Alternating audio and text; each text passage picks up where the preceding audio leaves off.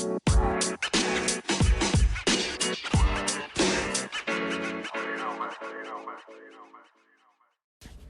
right, guys, welcome back to the podcast. Welcome back to Theory and Theology.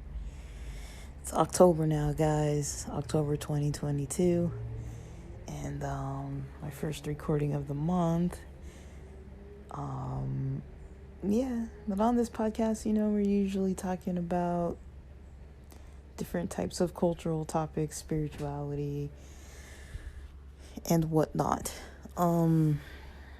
Today is more of a bit of a social topic, I guess I would say. I didn't really write down a lot of notes on this, but basically the topic is called, gut feelings and toxic environments. I don't want to call it gut feelings of toxic environments, but gut feelings and toxic environments. So I guess that can be broken down into different categories. So I'm writing those down right now because I'm gonna forget. So categories such as history meaning experiences, but also history, experiences, kind of invites, and I guess we could say maybe boundaries. So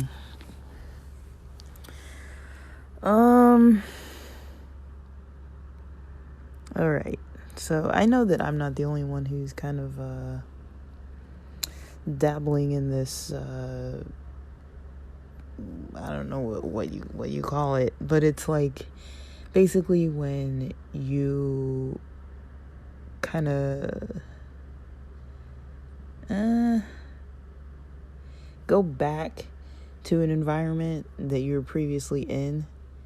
So like a lot of people know that, when I moved to San Diego initially, my goal was I was going to be there 5 to 6 years and bounce, come back up to LA. Initially, I never really saw myself like making a life for myself down there. And I really did, have a good awareness of things that I didn't find very holistic parts of my lifestyle when I was staying in LA before I officially moved. So yeah, I remember I was usually just like, there's some things that I want in my life that I'm not really getting out of the lifestyle and environment and kind of social settings that I'm in. And, I found some of it, when I was in grad school in LA. Like, I definitely was able to find a different setting to connect with people in. And the only issue with it really was, two issues, really. The first issue was that it was only like a 3-year period of time. And then, from then, it was still easy to keep in touch with people. But again, if you guys know LA, it's like, I had friends that lived like 30 miles away or so. Like it was like such a lengthy distance, including the traffic and the commute times and the expense. If you know LA well, you know that when you go to places like, Venice, Santa Monica, I don't know, like different West LA spots, Hollywood, downtown LA, like these types of places, you're generally paying parking. You're not usually just rolling up in like residential or whatever. So those were the types of places I would generally be hanging out, would be like off the 10 and like a little north of the 10 off the 101, or kind of like downtown off the 10. And those were kind of like those were relatively central regions. Like, I knew people who lived all the way, like, up near the forest, and then some people in the valley, and then people all the way down in Long Beach, and, you know, everyone was pretty spread out. And so the people that I knew more locally in the area where I was raised, like, once I was done with high school, I basically was kind of like high school was a hard thing to navigate because I was very connected with church, but very exposed to, like, you know, a secular world of, like, public school environment. And I did have all these, like, notions of, like, what public school people might be like and how you kind of have to interact with people. And I was used to being around, like, the churchy types of people, but not really the churchy types that were, like, super well behaved. It was like a different kind of feel. And, you know, people that were kind of more, like, feeling like their traditions and their culture were, like, so much better than everybody else's that, you know, there's no reason to really value or look into other cultures and, like, see what they're doing and what you can maybe learn or pick up from them. So I kind of was, like, raised around a lot of that mentality of, like, we have it right, we have the truth, we know everything, and all these other people, you know, somehow all the other people that didn't pick up on this religion are just being stubborn and just, you know, ignorant and don't really know anything because this is right and they're wrong kind of thing.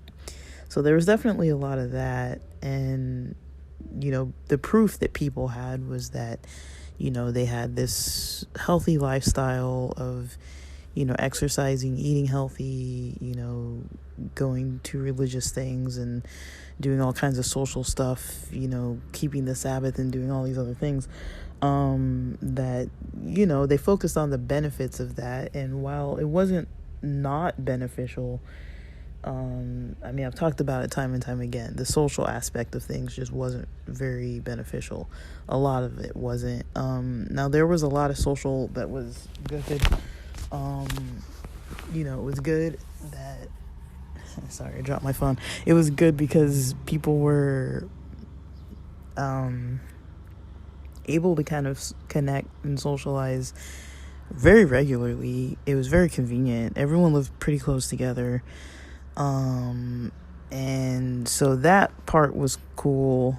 And then another part was that, you know, there was stuff to do every day of the week if it was school or other types of little activities that you could do during the week. Most of it was, like, volunteer based and church based, like, I don't know, different teams of people that would do different stuff like praying or cleaning or whatever.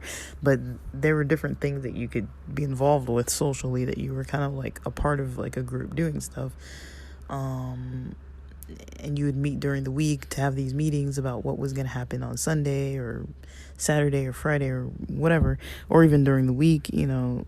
So there were a lot of things to do just through the church itself. So people weren't really left isolated out unless they kind of chose that for themselves. And, you know, I never really could put a finger on, you know, why there were so many people who would leave. And I was just kind of like, well, they must be finding something out there that they like more. But I, you know, at first I could never really wrap my head around it. Like, in high school, it never fully hit me because I was still so connected with the church crews that it never really fully hit me, you know, because I was like, okay, I go to school here, but I'm not really, like, here to interact or whatever. I was just, you know, I still had my church local friends that lived close enough that I could see them pretty regularly. But it did start getting to me when I realized I only really saw them on the weekend, so it was Friday, Saturday, Sunday instead of, like, every single day of the week, because I grew up seeing, like, the same people, like, every single day. So that was a bit of a shock, a culture shock, and my junior year was rough because of that. And then, you know, I tried to interact and socialize with people, but it was kind of like, it's not really, it was kind of both ways. Like, I kind of, like, was still trying to do the religious thing. So, you know, I would never do anything that was Friday nights which is basically everything in high school was like Friday nights. And then I would never do anything Saturday during the daytime. And then I'd usually have friend like interactions like Saturday nights. We'd usually go to movies and boba and stuff like that. And so I was almost always busy with friends, and then Sunday I'd play sports. And so it's like I didn't really have too much of a school social life, and I didn't go to the public schools with these public school kids from junior high and on. Like basically I jumped in at my junior year, so it's like usually your junior year you're pretty well established, and I came in like new, with all these notions that I'd learned from a private religious school where they teach you about, you're gonna get involved in drugs and pregnant, and like the schools are bad and there's gangs and all this. And I'm just like, really? Because mind you, I'd been hanging out with like neighborhood kids and stuff. When we lived over closer to LAX, I was hanging out with plenty of kids. A lot of them went to Catholic schools, and the ones who didn't go to Catholic schools went to public schools. And a lot of those kids, we, got along fine. Like there was really nothing that was too different. And so, that ends, I end up deciding for between colleges of like either a private, Adventist college or university compared to like a public school, which was a local community college where you just pay a few bucks per unit. I think when I first started it was like $8 a unit or something, 20. I remember when it went into double digits, and I think it was up to $20 a unit or something when I left. I had some really close family friends when I was the ones that I've talked about them before, the ones who were kind of like the older crowd that was kind of more, the well-rounded people that kind of had like good heads on their shoulders. I kind of, was able to reach out to them. They helped me and some of the other friends to, find out where the library was, where our classes were going to be. They really kind of like helped us out a lot, and like where you're gonna eat, when's your lunch break gonna be. Like they kind of walked us through the early processes of things, because we were like the first generation to not go to Adventist schools, Adventist colleges and universities. And so I was with that generation of people when the economy was starting to go bad, and it was like everybody was like, the system was kind of changing. Like people were realizing, like maybe these Adventist schools don't have the absolute best education all the time. Like there are other local schools that are really good. And, if you're trying to go into certain fields, it might be best to go to certain schools.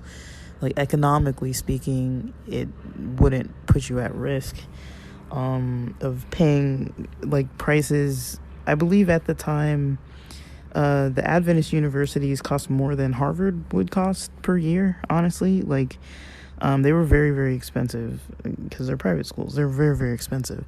And so that wasn't really, even the UCs were cheaper. They're like half the price pretty much. And really good schools. Like all the UCs were really good schools. And so it was kind of like a lot of people were like, go to community college and then go into, get into a university. And so a lot of us did that. We went to community college and we went to university, and, a public school university. And that was a good experience too. But I could definitely tell that I was kind of like, I was definitely like trying to cling on to all the like church stuff. Like I know, so yeah, junior year, senior year of high school, I was not as social at school because I had my local friends. We had our band and stuff, and like, we'd be practicing for gigs and all this kind of stuff. And so we were pretty involved. I'd practice guitar after school and stuff. And I wasn't really too weekday social with, my local high school people, because I already had a whole social life that I grew up with that was still local. So I was never really like, oh, let me ditch those friends and hang out with these guys. So I never really got to know too many people too solidly. Like, we would hang out in classes and stuff, but I never really hung out with people like outside of school, really, to my knowledge. I don't remember hanging out like outside of school, making plans with people. And I did remember it was a little socially weird. Like, I did meet some people, but I was like, I could tell that like I was kind of not, I don't really want to say it was not fitting in, but I was not really picking up on, certain things. And I remember that I was joining like Christian clubs. I joined like 2 Christian clubs on campus. One was kind of the white one was kind of the Asian one. I mean, those were kind of the only racial options at our school. And we just did that once a week for each group. And otherwise I was mostly studying, like, because I knew I'd want to play guitar and stuff after school. And I just like immersed myself in music after school and creative stuff. I wasn't really too sociable with people. But that's probably, I think, during those 2 years, and probably the first 3 years of my community college experience, I think those years I wrote the most music that I can remember in my life. And then, eventually, started community college, went there for 3 years, and transferred to UC. And, when I was at the community college, I definitely met people that I was like, these people are solid. They're pretty chill, good heads on their shoulders. I would always want to know what people's religions were and stuff. I remember the first people I met, there was this guy, Doug, Latino dude, this lady, Gina. And they were way older than me. They were I think one of them had like a son. The guy had like a son, and the lady had like a son that was like 16 or something. And like, they weren't relatives, but I remember we would have our breaks and lunches together, and we had like 2 or 3 classes. And I think the guy was a religion called like preterism or preterite or something like that. Where basically they believe in like the words of Jesus as the most important focus of their denomination. So almost like, when you read some of the Bibles where they have the red letter Bibles where it's like all the words that Jesus spoke are like highlighted in red, it would almost be like similar to that, I guess. And he gave me a book about his religion, and I remember kind of reading it, but it was like really thin, and like I think I read it, but I don't remember if I like absorbed a lot of it. I think I just like read it and I was like, cool. But I used to do stuff like that all the time. I'd meet people and just want to talk about religion and stuff, and like, because that's what I knew. Like, I was like, I don't really know anything else. Like, I know Metallica and a lot of musical stuff, and I know religion. Like, I don't really have many other social, other than sports. Like, I didn't really have any like too many other like social things that were very relatable for people. And so, go through that background and, start meeting people at community college and realizing that they're all chill. I met some friends at the math, engineering, and science. I used to hang around there a lot, and I was just like, I met a lot of really nice people. And I was just thinking, like, I haven't met one person in here who's an Adventist. And mind you, I'm like about 1 or 2 years before a lot of other people that I knew. Like, there were some people that were like my age range that went to Adventist universities, but then the people who were like younger, like my brother's age and a little younger than him, like the year younger than him, from then on, everybody started going to the public schools more so. And so I remember having a bunch of church friends, local church friends or local religious friends after that first year, my second year at community college, I had a bunch of friends that were from these other, churches from around the area, but the same denomination I was in. And then we all kind of went to the same school, community college, and we all were kind of just there to study, transfer to UCs. Like, we all had the same plan. And a lot of us before had gone our last junior and senior years to public high schools, and graduated from public high schools. And so we were like a generation that started the whole public school thing in our area, because before that everyone had pretty much just dished out, because socially it is seen as more, you kind of do get a bit of a higher standing if you were educated through Adventist education systems, but up until we started going to school, people didn't really value it. They didn't value public universities or public high schools or anything, and they were so fearful that kids would never come to church. And so I remember being a part of, I was still very much into the school, the people I met at the school, and just realizing how cool they were. I remember there was a little bit of tension when I had some people come in that second year, where everyone started now mixing and interacting and intermingling with my social life, because I was like, oh no, now I got some of these people from these other environments kind of mixing and matching. And it was during that time, I think, that we opened what was called the Show Academy, where we would host punk shows, local punk shows from the local Christian bands, not only from our denomination, but from other denominations locally, of kids that were Christian. It didn't really mean that their music was Christian related, but it was, usually not profanity and stuff, but otherwise they were metal, and a lot of local metal and punk bands and stuff. We weren't trying to be famous or anything, but it was just what we did, so we would play. It's very LA, I'm sure we weren't rare. There's a lot of musicians that come out of LA, and it's not uncommon to just be playing music all the time. And so I always found creative and musical things way easier every time I've been in LA, because everybody I know is musical.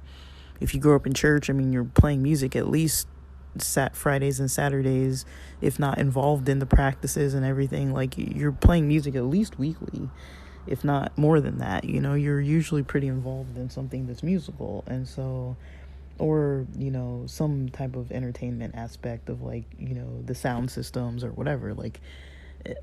It's not uncommon, it's just part of the culture in LA. I think that it's just common that people get involved in something like that. I never really had the personality for it so much. I'm more of a shy, reserved kind of person. I'm not really an on stage kind of person, but I do recording, and I do I wasn't super into the performance aspect of it, but I was well, I liked playing and stuff like that, so it was kind of fun just to play.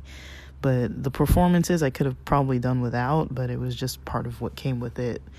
When you're in a band with people who want to perform, you can't just be no, I'm never going to perform with you. And there were so many opportunities, so we just did it all the time. I don't know how many gigs we had, I lost track, but we had a lot. And so during high school, until our lead singer moved to an Adventist college up in Angwin, California, we basically had this band. I don't know if it was for 2 years or so. And then community college, we had another band, which was some of us, and then added a couple others from a different band. And so we basically went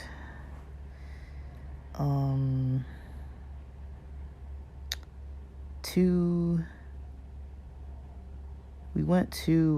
a kind of public environment.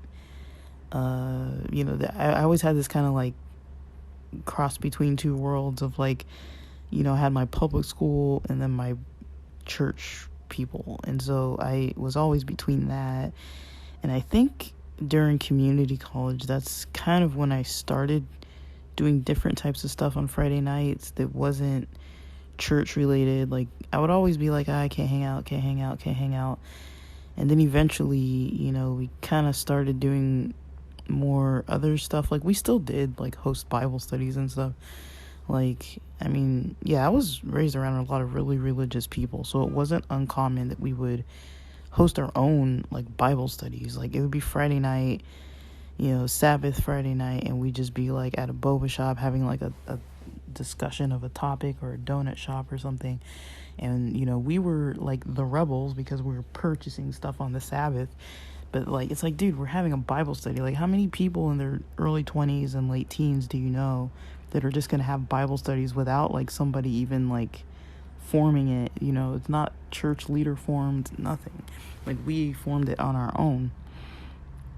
And so we basically had these Bible studies, and we would kind of enjoy ourselves with it, but I don't really know. Like, it wasn't. We'd still get pushback, about like buying stuff on the Sabbath, or like who was where and like who used what key for what thing and all. Like, they still kind of didn't really trust us. And so there was kind of that, where they kind of always assumed, oh, we're gonna do something wrong. But we kind of just hung out, and they trusted us to kind of do what we were gonna do with our meetings and whatnot. And it eventually came to a point where they were like, we kind of started understanding why they didn't want us so involved in like the public school culture. But we're just like, well, there's nothing for us here. Like, don't you guys realize, like, usually with the culture of things, people our age leave and go away to college. They usually leave, they go to college somewhere else, they move, they stop coming to the local churches because they're at a university somewhere that usually they're almost always out in the middle of nowhere. Like, I think La Sierra is the only Adventist university that's like right in a city. The rest of them, they're all, and Loma Linda a little bit, but the rest of them, they're literally in the middle of nowhere on purpose. And so basically, we were the first generation in our area anyways that didn't follow that path. And so it's like, well, usually you guys don't have collegiate age anything because there's no collegiate people, because they all leave and go to college, or they just leave the church in general. And so we left. We didn't leave, but we were kind of like trying not to. There's a lot of conflict between like, are we staying, are we going? I remember that dilemma being pretty heavy. Like, nobody was like outwardly talking about it, but it was kind of like, you have your friends that you like from, the local public schools that are, let's go do this, let's go do that. And it wasn't even, it wasn't like, let's go get drunk, let's go party. It was like, let's go play tennis, let's go, see this movie when it releases, let's go, see this band play. Or it was like wholesome stuff. It just wasn't religious stuff, but it was wholesome stuff. Like, there was nothing really wrong with it. But I do remember blowing off a lot of stuff for almost like 2 years or so, until we kind of had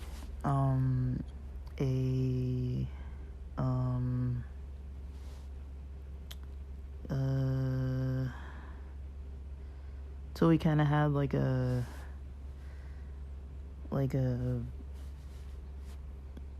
kind of our footing with things, with what we were gonna do.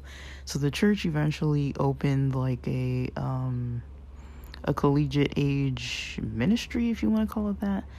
And the people who were going to the public schools locally, we were all part of that ministry. One thing I liked and didn't like. So one thing that I liked is the people who were leading us. chaperoning, whatever you want to call it, the people who were leading us were kind of more understanding of like how to do things with us. You know, they weren't really like, you know, for example, like Saturday nights, there was a guy who had a house who we'd go over to his house all the time, and he'd order all these pizzas, and like we'd watch movies. And it wasn't like religion movies, it was like actual like legit movies. Like we'd rent movies and watch maybe like 2 movies a night or something. And we'd like rent movies. He was the first person who ever told me, and he was a very successful businessman.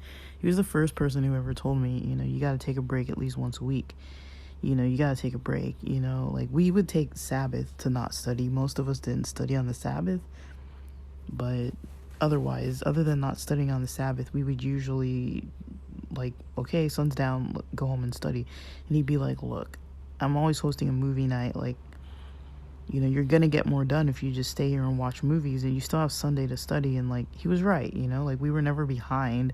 And just because we spent more time having fun and actual just unwinding, instead of just like grind all week. And then, you know, even on the Sabbath, honestly, it's a grind, because you're kind of like trying to keep all these rules and do all this stuff, and like you're not just sitting home chilling, like you're out with the church stuff, and Friday night vespers and Saturday morning church at 9 a.m, and like, and then, you know, until afternoon at least you're not free.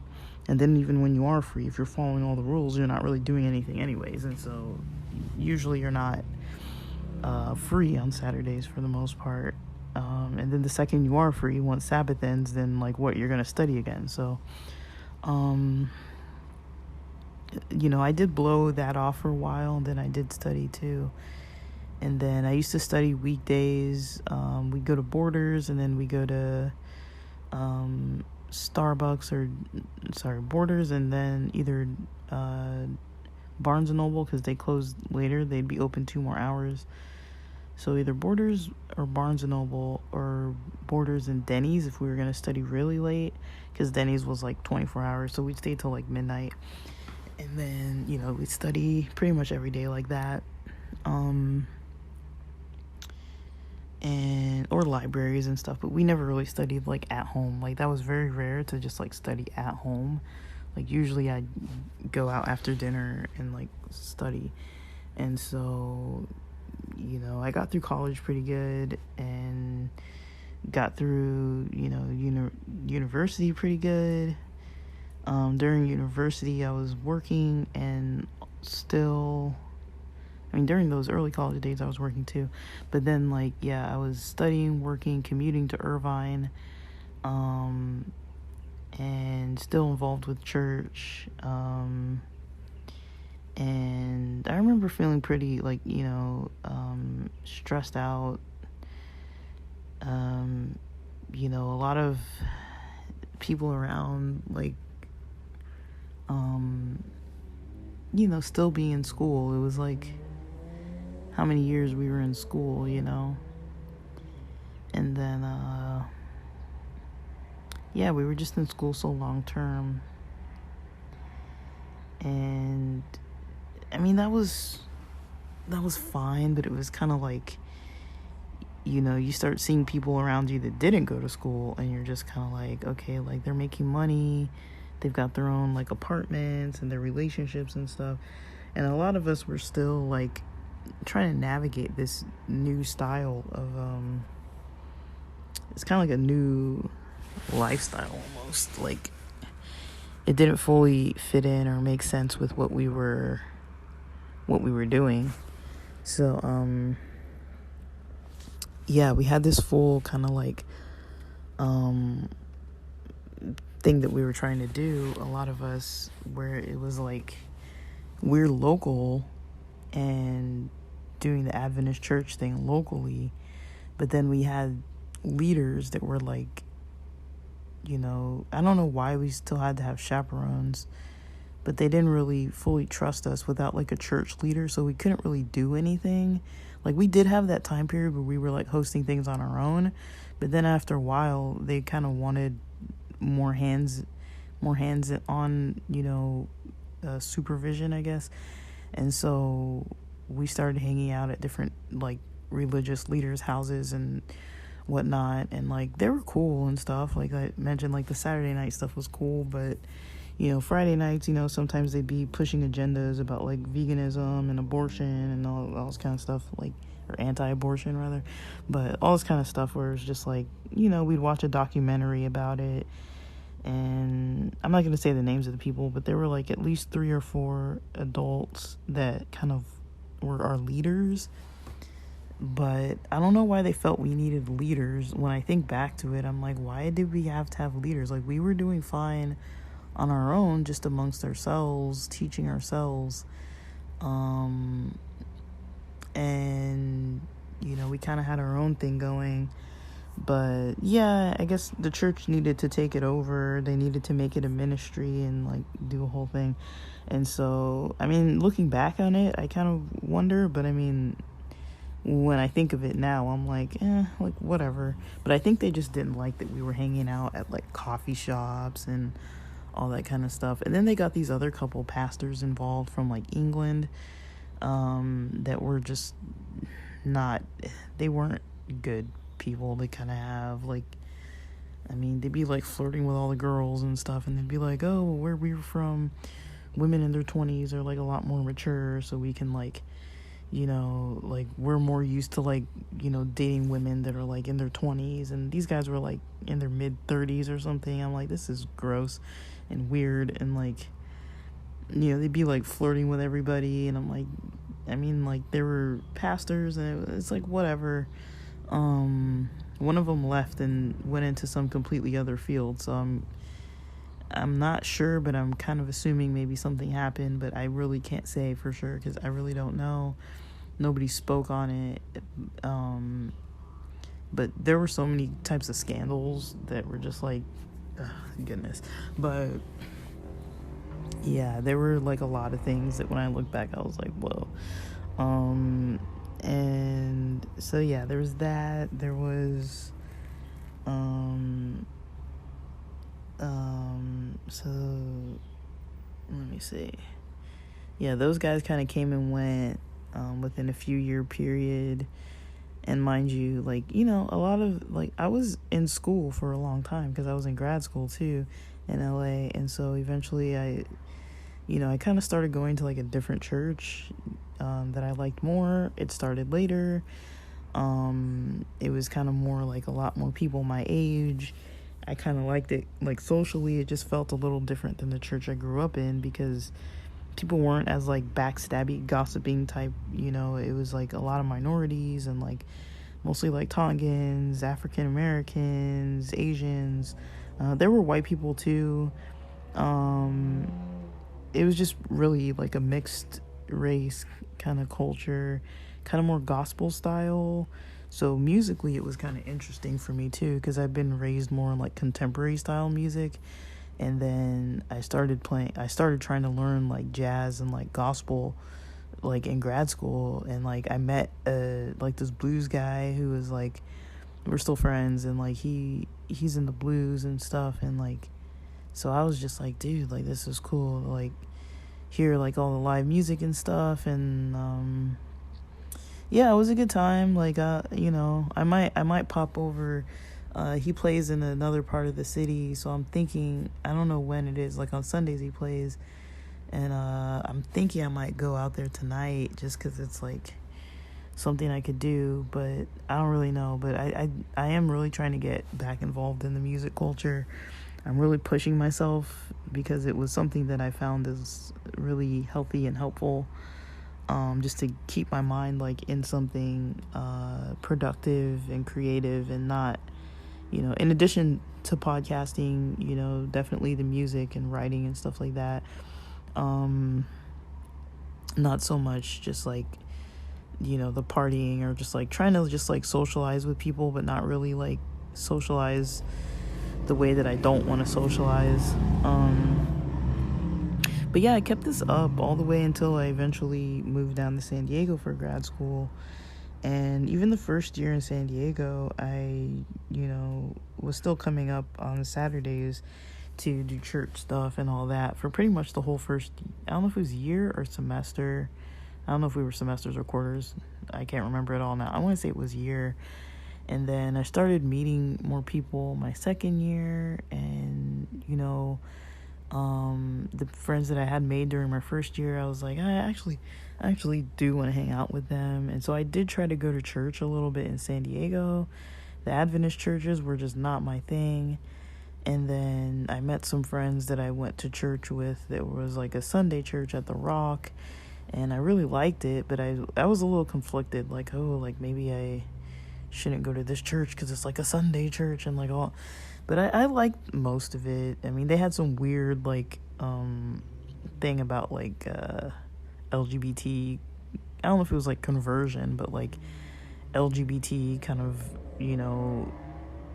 support to be straighter or something. I don't know what it was, but that's kind of how I took it to mean, was that like it's support, but it's not support to be gay, it's support to not be gay, more so. Like I don't know what they did or whatever. I think they talked about it, and I'm gonna assume that they talked about what the Bible verses said about like men sleeping with men and things like that. Like, I don't know, the Bible says a lot of stuff that's like, okay, why are we following that sentence? And all the sentences before and after, nobody follows any of those. So it's kind of like people pick and choose, let's be real. So I don't really know. Yeah, so that's kind of like the background of things overall. San Diego, I was basically able to kind of reform how I was doing a lot of things. And I wouldn't say that I went not religious or whatever. I just did what worked for me. I was like, there's a lot of this BS I just don't need, So when I was talking about like gut feelings and toxic environments, that's all the background behind things. And then I fast forward to now, and it's like, I've got people around me that I haven't really been too interactive with since probably since, let me see, 2008, maybe 2008, I don't know, 2008 or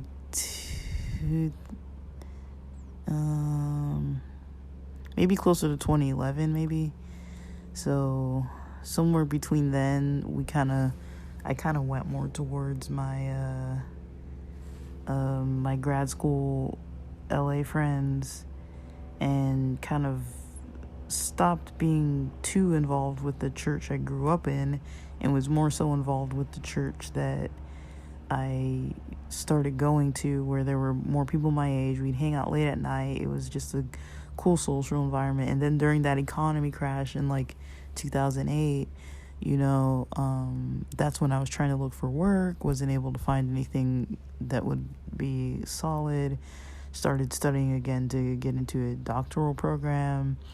It took like a year or so to be able to like apply and test and all that kind of stuff.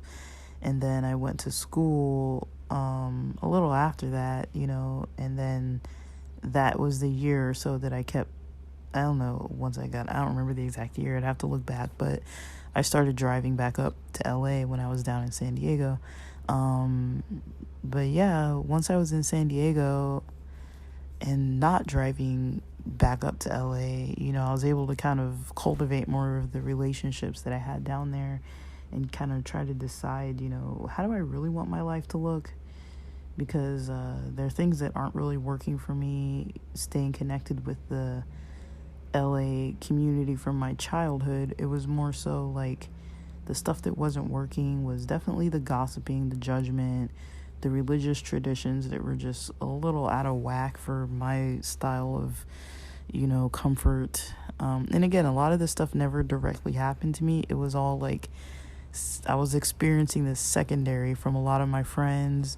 They got ridiculed against, or a lot of people I knew, they got like, not really fully banned, but more so like, you could tell they weren't getting like positions at the church. They weren't getting asked to volunteer to do certain stuff. They weren't getting recommended for certain things.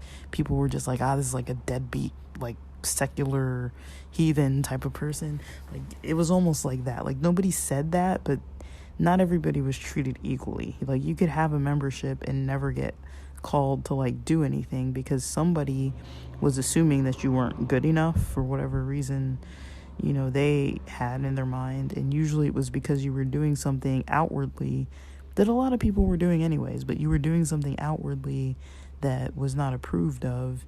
Even if it was like, okay, you started a rock band that's metal and not Christian, and you're playing rock music on Friday nights, every 3 Friday nights, and then there's one Friday night out of the week when you're available, we're not going to invite you to do these things. Like, it would be stuff like that. They kind of keep tabs on what you did in your social life. I was always good at not exposing what I did in my social life. I was never really too active on social media. I was on MySpace, but after that, I wasn't too active in social media. I wasn't really like spreading the good news about everybody's business all over the world.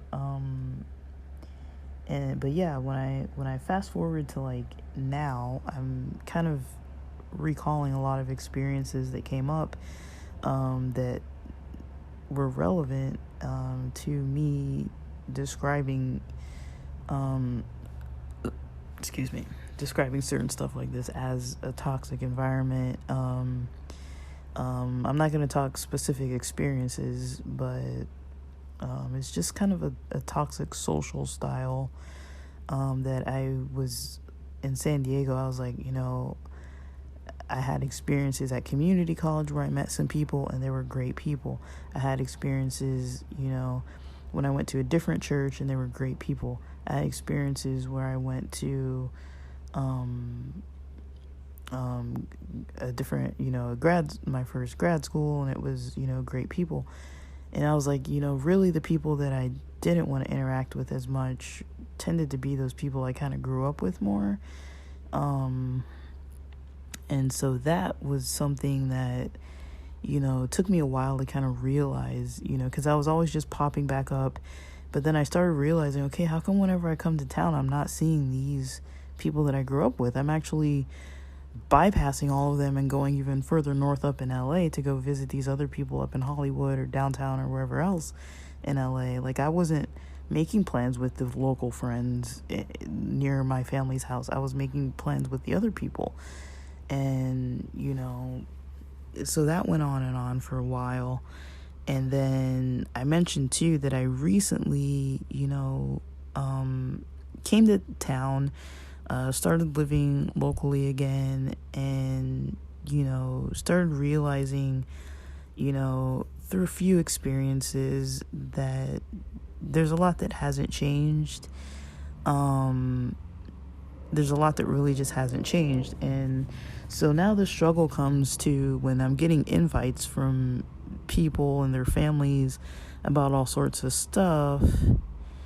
The struggle comes in, okay, I'm getting these invitations, but I've already like let this kind of social toxic lifestyle go. Like, I'm not saying people don't gossip, you know, I'm not saying people don't like tease each other and make fun and just like shoot the shit and just act silly and like have a couple drinks and like whatever. Like, I mean, it's fine to like do that with your friends and stuff, you know, and just kind of just be like whatever, you know, and just like, but I feel like it gets taken a little bit too far.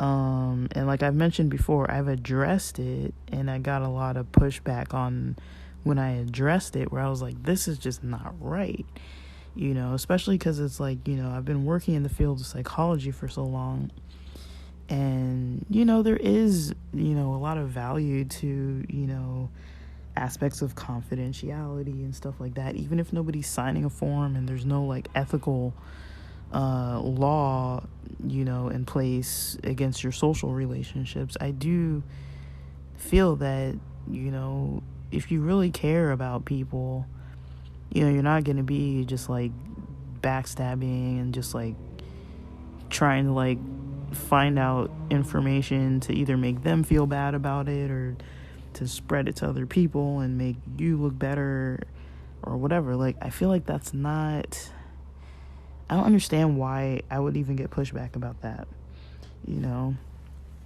But I do have to say that, I'm noticing something. I'm noticing something from either people who are like that, who socially just are just unhinged, and just can't really, keep things to themselves in an appropriate way. Like, I don't think it's appropriate to be talking about other people's mental health diagnoses and stuff like that, like whether it's like substances or depression, anxiety, panic attacks, like PTSD, like psychosis, all this kind of stuff. I don't think it's appropriate for people to be like revealing that stuff about their friends and family members. And in a way, if they are going to mention it, I don't think it's appropriate to mention it in a way that's like making fun of what they do, like symptom wise, or placing judgment on them about it, and like exposing it to people who it's none of their business. Like, I feel like if somebody tells somebody something like that, the other person shouldn't in turn go and spread that to everybody. And that's kind of what I've been experiencing lately. And I don't know if it's because of the field that I'm in, that people just feel comfortable all of a sudden talking about mental health, but not talking about theirs. They're talking about other people who are like friends of mine, family friends of mine, like friends of mine that are maybe family members or friends of theirs, and just exposing all this stuff. There is something that I did notice during the Rona, during 2020 and 2021. Those years were the highest increases of needs for mental health services. And I feel like a lot of people became more aware about mental health because of those years and because of everything everybody experienced and the things that they were experiencing themselves. And people who were never, learning about mental health or exposed to mental health services were starting to get exposed to them. So there was that. But then I do also think that, and all the trauma everybody experienced through the pandemic, let's be real. And then, but I think when it came back to the church culture of stuff, people really were insecure on it, and they really took it to a level that was just not okay. Where they're just like trying to expose other people for those types of things. And, I witnessed that pretty routinely in the early summer interactions that I had with people when I was coming back up to LA, that it was those same people who were always gossipy, judgy, just kind of like spreading, good cheer of gossip all over social environments and exposing people. Those were the same people who were talking this way. And so when I did bring up that, hey, this isn't okay to be like talking like this about people, of course, I got pushback, a lot of pushback, a whole hell of a lot of pushback. And now we're at the point where I'm still getting invites, avoiding invites, and kind of wondering if it's okay for me to not be interacting. I've got this gut feeling that it's like not, it's not a very healthy environment to be around. So right now I'm kind of in the process of kind of like, okay, what do I want to talk about with people? Now, I tested this. There's one person who I caught up with recently. Just one person who I caught up with who, me and this person, we caught up. They know where I stand.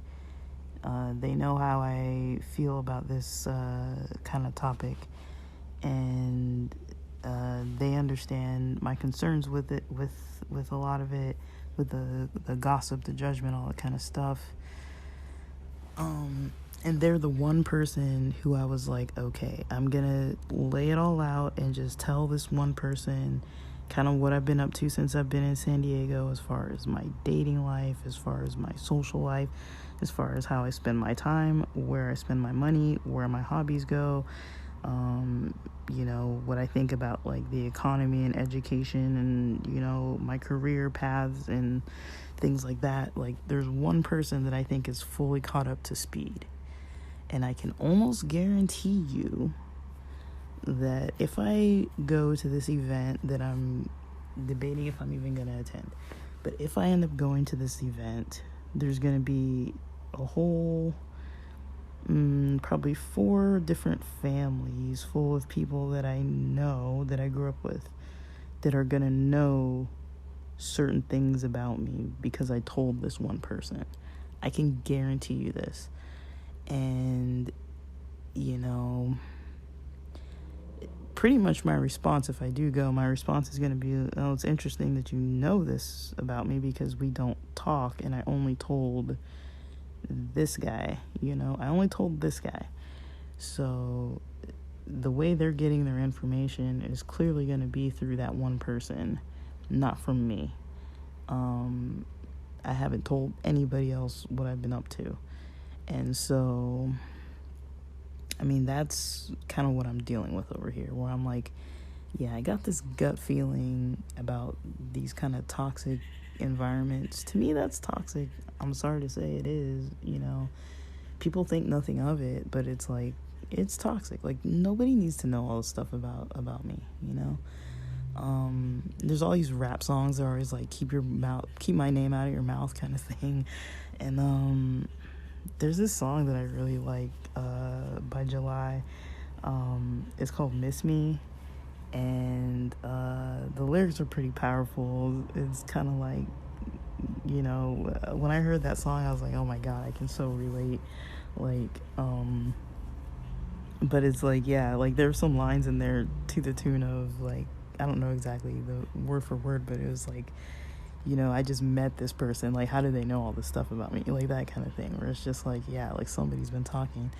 But, it's not like, I'm pretty confident in myself, but I feel like when people want to learn stuff about you so they can use it for judgment, it's like, why do you even want me around then? Like, what the fuck's that all about? Like, don't you have other shit to do with your time? Like, really? If we're having this event, it's supposed to be like this family's event. It's for a specific life milestone. It has nothing to do with me. Like, I'm not there to catch up about myself. Like, let's catch up about the people who this event is for and talk about them and their lives. Like, why are we talking about me?